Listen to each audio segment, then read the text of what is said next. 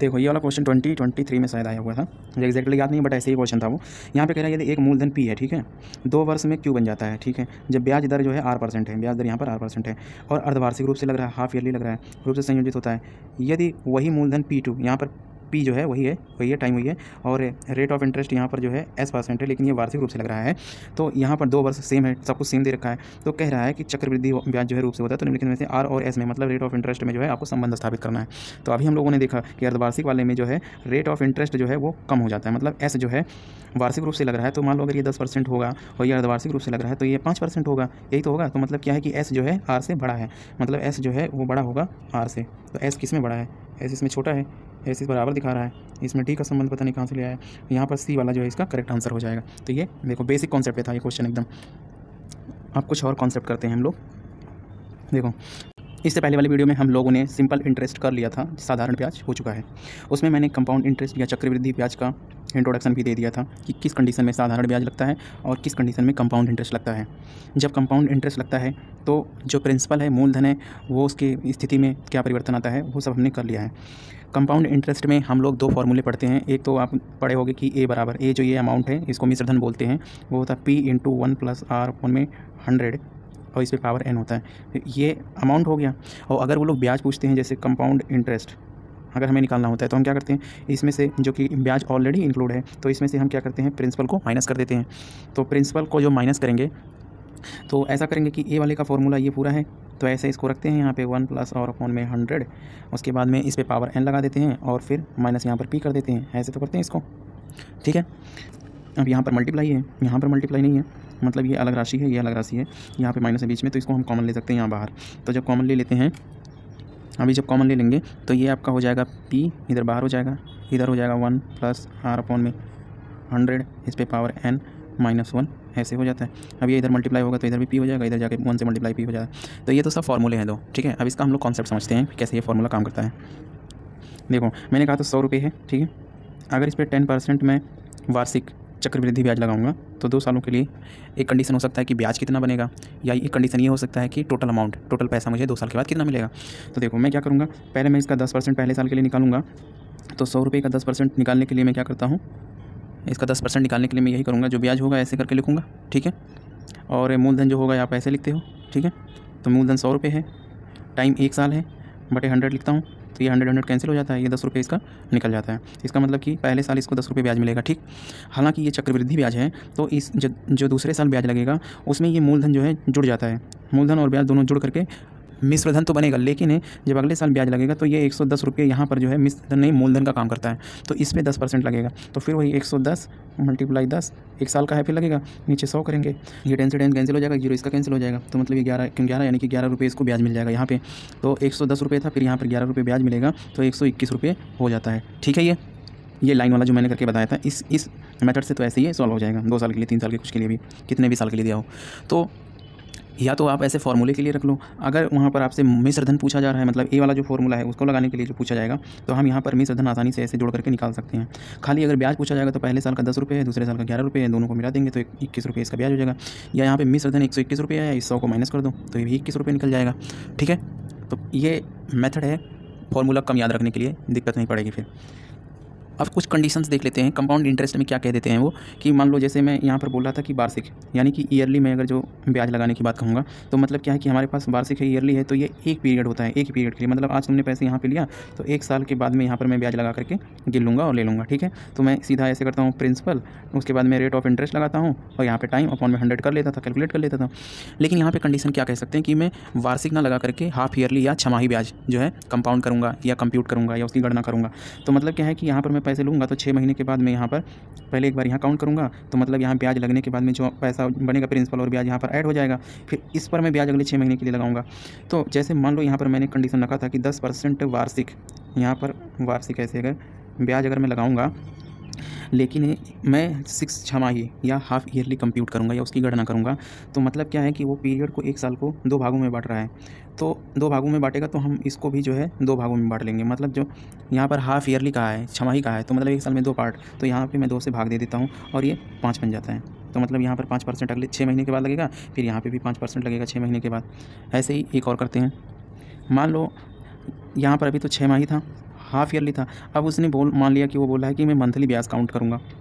Monthly अगर जो rate of interest लगाएगा, तो मान लो अगर जो यहाँ पर उसने कहा कि ब्याज जो है 12% की दर है और ये वार्षिक रूप से है, ठीक है, वार्षिक ब्याज दर है, और लेकिन कह रहा मैं जो है ब्याज जो है काउंट जब करूँगा तो मंथली काउंट करूँगा। मतलब क्या है कि एक साल का पीरियड था, यहाँ पर उसने ऐसे ऐसे ऐसे करके कुल 12 पीरियड लगभग बना दिए। तो मतलब क्या है कि ये 12% ब्याज दर है, तो इस पर मैं 12 से भाग दूंगा, क्योंकि उसने एक साल को 12 भाग में बांट दिया है। तो 1% ब्याज आएगा, तो मतलब हर पीरियड के लिए वो 1% ब्याज लगाएगा, ठीक है, ऐसे ऐसे करके वो 1% ब्याज लगाएगा। तो मतलब कुल कंक्लूजन या विश्लेषण हम ये कर सकते हैं एनालिसिस में कि जितना पीरियड होता है, मान लो 2 पीरियड है, ठीक है, तो ब्याज में 2 से भाग दे देंगे। अगर 3 पीरियड है तो ब्याज में 3 पीरियड से भाग दे देंगे। अगर 4 पीरियड बना है एक साल में तो 4 से भाग दे देंगे। ऐसे करके इसको काटेंगे, जो आएगा फिर हर पीरियड में उतना उतना ब्याज लगता चला जाता है। अब देखो ध्यान देना, मान लो 100 रुपये यहाँ पर पैसा था, उसने कहा कि मैं जो है यहाँ पर 2 वर्ष लगाएगा, और कह रहा है कि मैं ब्याज त्रैमासिक लगाऊंगा। त्रैमासिक लगाएगा मतलब क्या है कि एक साल में वो 4 भाग करेगा, 12 महीने होते हैं तो 3 महीने 3 महीने 3 महीने 3 महीने, तो त्रैमासिक लगाएगा। इसका मतलब इसमें 3 से भाग देना पड़ेगा, तो ये आएगा 4। मतलब क्या है, हर पीरियड के लिए वो 4% 4% 4% 4% ब्याज काउंट होगा। तो देखो अब एक चीज़ और ध्यान दो कि जैसे मैं 100 रुपये है यहाँ पे अगर मैं 2 साल का साधारण ब्याज निकालता हूँ 12% के हिसाब से, ठीक है, तो 12% इसका कितना हो जाएगा, 1% इसका 1 रुपये होगा, तो 12% 12 रुपये हो जाएगा। तो एक साल का 12 रुपये हो गया, तो 2 साल का 24 रुपये ब्याज हो जाएगा इसका। कंपाउंड इंटरेस्ट में क्या होता है कि मान लो ये 12% था, ठीक है, अब वो कह रहा है कि मैं 1 साल के लिए ही यहाँ पर 2 साल के लिए ही ब्याज लगाऊंगा, ठीक है, 2 साल के लिए ही ब्याज लगाऊंगा, लेकिन वो हाफ ईयरली लगाएगा, मतलब 6 माही लगाएगा, ठीक है। अगर 6 माही लगाएगा ब्याज, तो इसका मतलब क्या है कि एक साल में 2 पीरियड बनेगा, तो 2 साल में क्या बनेगा, 4 पीरियड, 1 2 3 और 1 4 पीरियड बनेगा। तो एक चीज़ यहाँ पर ध्यान देना, यहाँ पर 4 पीरियड तो बना है, तो यहाँ पर 4 से भाग नहीं देंगे हम। जो है यहाँ पर पहले साल का ब्याज कंडीशन देखेंगे, वो 6 माही लगा रहा है, मतलब कि एक साल में वो 2 पीरियड का बनाएगा ब्याज। तो यहाँ पर जैसे 2 साल लिखा था, तो इस 2 साल को तो हम 4 पीरियड बनाएंगे ही बनाएंगे, लेकिन इसको भाग देने के लिए यहाँ पर ध्यान देंगे। 6 माही कर रहा है तो 2 से भाग, तिमाही कर रहा होगा तो 4 से भाग, 4 माही अगर लगाएगा तो 4 से भाग, मंथली या मासिक रूप से लगाएगा तो 12 से भाग, ठीक है, वो ध्यान देंगे, इसमें ये कन्फ्यूजन ना हो। तो यहाँ पर मैं 6 माही लगा रहा था, 2 से भाग, तो 6% ब्याज आ जाएगा, 6% हर पार्ट पर ऐसे हम लगाएंगे, ठीक है। अब देखते हैं कि कंपाउंड इंटरेस्ट में ईयरली अगर कोई चीज़ मतलब कंडीशन होता है ब्याज लगाने का, और हाफ ईयरली होता है, तो उन दोनों में संबंध क्या होता है, किस में ज़्यादा ब्याज मिलता है, किस में कम ब्याज मिलता है, ये देख लेते हैं। जैसे मान लो अमाउंट यहाँ पर हम थोड़ा ज़्यादा लेंगे ताकि कैलकुलेशन ईजी हमारा हो जाए। मान लो यहाँ पर 1000 रुपये है, ठीक है, इस पर मैं 10% वार्षिक ब्याज लगाऊंगा, 2 सालों के लिए ब्याज की गणना करूँगा। तो पहले साल के लिए इसमें ब्याज जो है 10% 100 रुपये मिलेगा, 100 रुपये बनेगा, तो अमाउंट हो जाएगा 1100, ठीक। अब ये अमाउंट हो गया 1100, तो इस पर 10% अगले साल लगेगा। तो जब इस पर 10% लगेगा एक साल के लिए, तो इसका ब्याज हो जाएगा 110 रुपये, ठीक। और यहाँ टोटल हो जाएगा 1210 रुपये, ठीक। यानी कि ब्याज हमारा कितना आया, 210 रुपये, ठीक। दूसरा कंडीशन क्या हो सकता है, यहाँ पर ईयरली था, अगर यहाँ पर ब्याज कह देगा कि 10% ही है और हाफ ईयरली है, ठीक है, तो कंडीशन क्या बनेगा, यहाँ पर 1000 है, ठीक, 2 साल सेम है, मतलब अमाउंट भी सेम है, यहाँ भी अमाउंट सेम है, टाइम सेम है, और रेट ऑफ इंटरेस्ट भी सेम है, बट कंडीशन क्या है, यहाँ पे हाफ ईयरली है, यहाँ पे ईयरली है। तो आप देखेंगे इनके ब्याज में परिवर्तन क्या होता है। सॉरी, यहाँ पर देखो हाफ ईयरली का है, इसका मतलब 2 पीरियड बनेगा साल में, तो यहाँ पे 2 से भाग दे देंगे, तो ये एक्चुअल जो है इसका वास्तविक ब्याज दर इसका 5% हो जाएगा, 5% हो जाएगा। कितने पीरियड के लिए लगाना है, यहाँ पर 2 साल दे रखा है, तो हाफ ईयरली मतलब 2 साल में 4 पीरियड बनेगा, 1 2 2 4 हो जाएगा, यहाँ पर 1000 हो जाएगा, ठीक।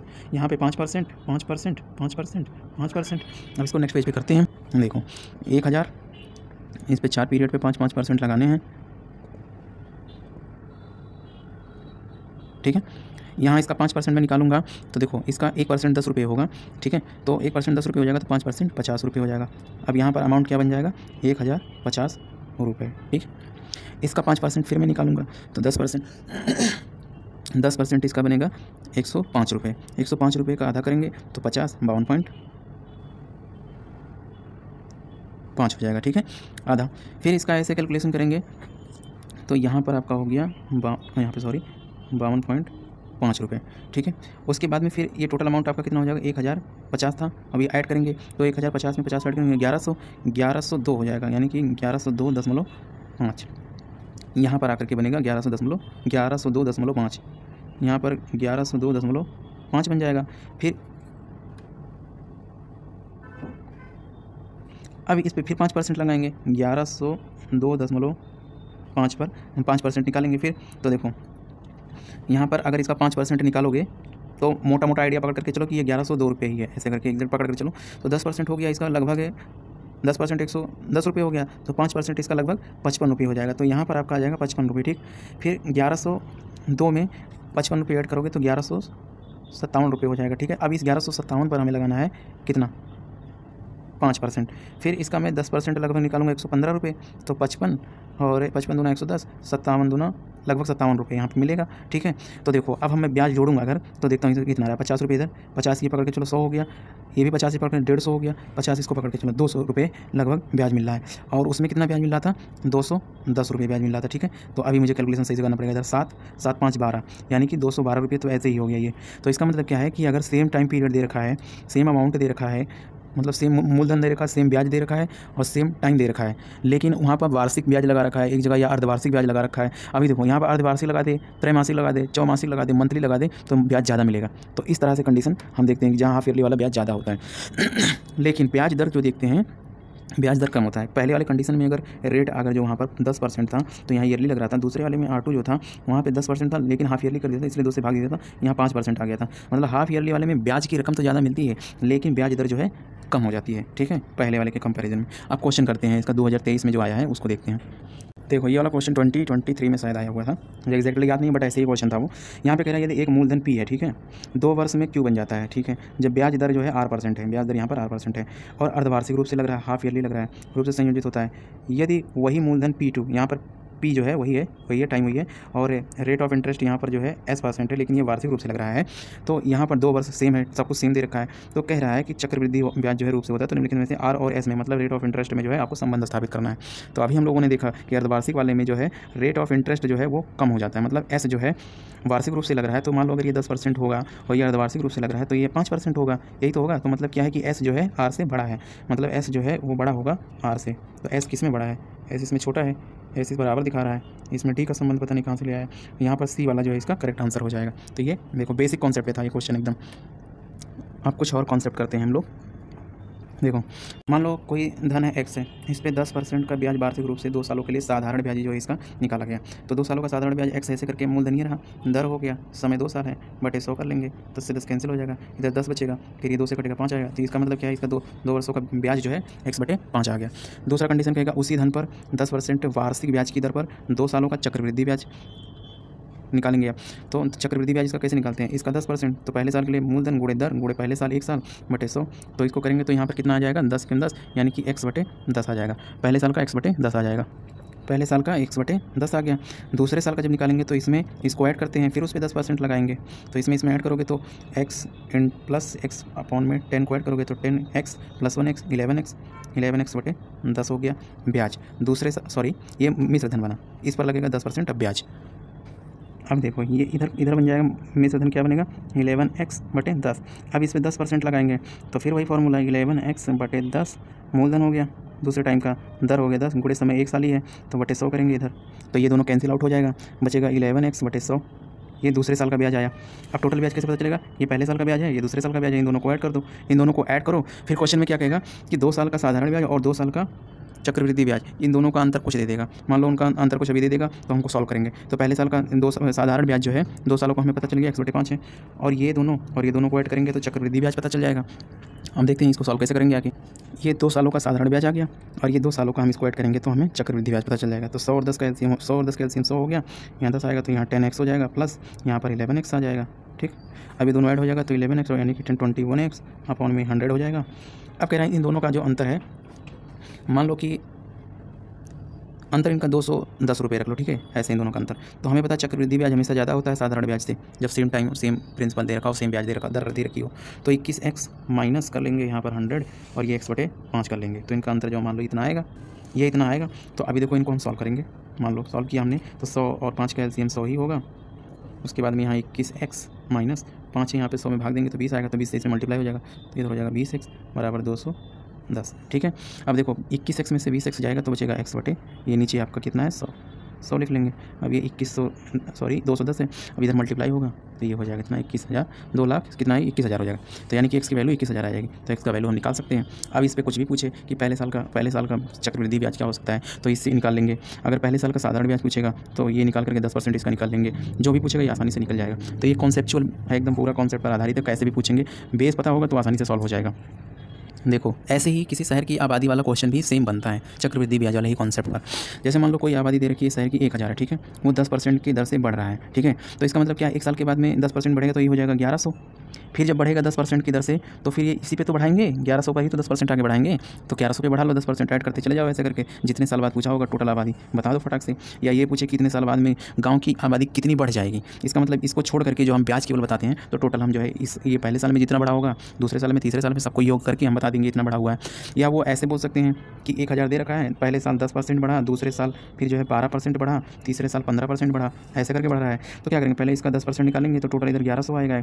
अगर इधर 1100 आ जाएगा तो उसका फिर 12% निकालेंगे, 12% निकालो। या तो फिर इसमें जो है बढ़ा है, इसमें जो बढ़ा है 12% निकाल के इसको ऐड करोगे। या तो ये कहो कि ये टोटल आबादी 100% थी, इस पर 12% बढ़ा है, तो इसका मतलब क्या है कि इसका 112% हो गया है आबादी, अब है ना, यही तो हुआ है 12% बढ़ा है।